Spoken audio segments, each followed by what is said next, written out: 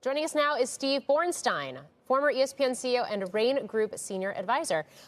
It's great to have you on the show. Welcome. Thank you. It's good to be here. So we did just get these results, and one nugget to pull out here is that despite the fact that there is ongoing weakness in linear, and we're seeing some results that are perhaps disappointing on the streaming side, ESPN, it looks like, saw an increase in ad revenue that helped to offset some of that weakness in some of these other properties right now and some of the non-sports properties. How does it speak to not only the strength and resilience of ESPN specifically, but also to sports programming overall? Well, I think it's a great indicator. I mean, the bottom line is that sports programming is still the only content out there that is still appointment viewing that people must have. And that makes sense that advertisers would flock to that because it's the only place where you can aggregate large audiences. You know, given ESPN's litany of high-quality sporting events, I think they're really well positioned. I'm going to play a soundbite from Bob Iger, Disney CEO Bob Iger, recently in an interview on CNBC, where he talked a little bit about ESPN and specifically the possibility of strategic partnerships. Have a listen. We have a great brand, we've had a great business, and we want to stay in that business.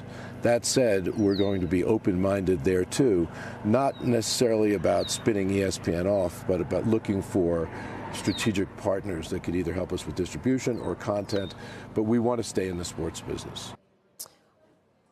What could strategic partnerships look like, and would you expect to hear more about this on the conference call today? Well, I can't comment on what they're going to say or not say, but as witnessed by the deal they did this morning with Penn, I think they are looking to explore new avenues of revenue and new potential partners to serve the sports fan.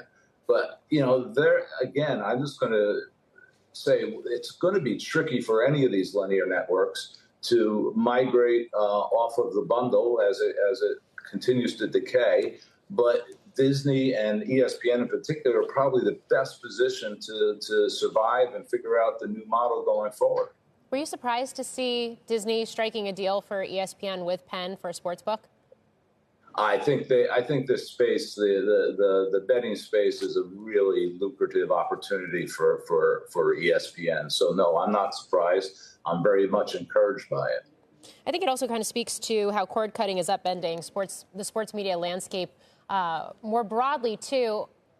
How do you think all of this evolves, not just in terms of streaming entities and a push towards profitability, ESPN or otherwise, but also in terms of some of these more creative, outside-of-the-box alternative revenue streams, like, for example, sportsbooks?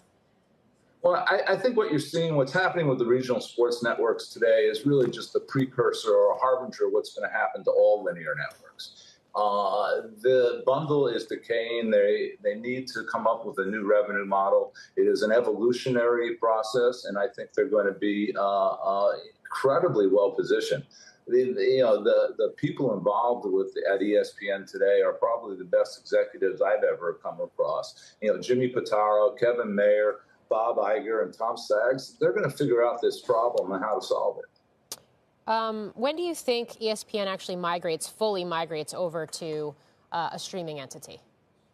Yeah, I think it's unlikely that you'll ever see ESPN fully or exclusively a streaming-only delivered service. I think the trick that ESPN has to navigate going forward is how they can maintain a presence on the cable bundle as it evolves, and to explore the new platforms and making their distribution omnipresent.